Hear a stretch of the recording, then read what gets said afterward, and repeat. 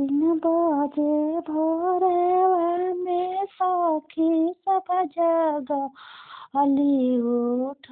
हो सखीना चल रुद्र बारवा चल हो सखी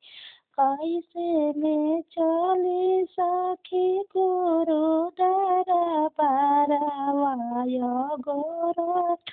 विनायापन धन सम्पत्ति आय रतनी धन सम्पत्ति सखिया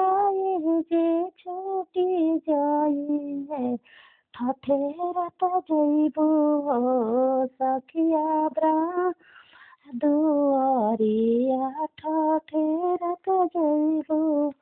3 बजे भोरवा में सखी सब जगवाली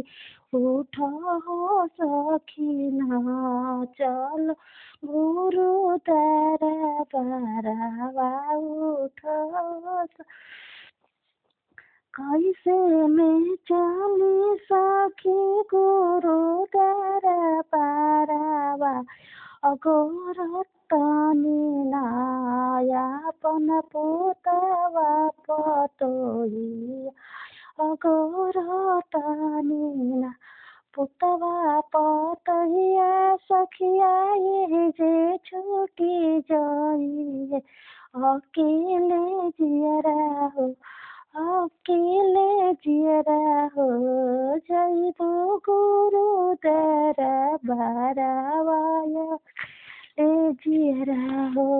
जैबू गुरुद्र बारवाय अकेले जियरा हो।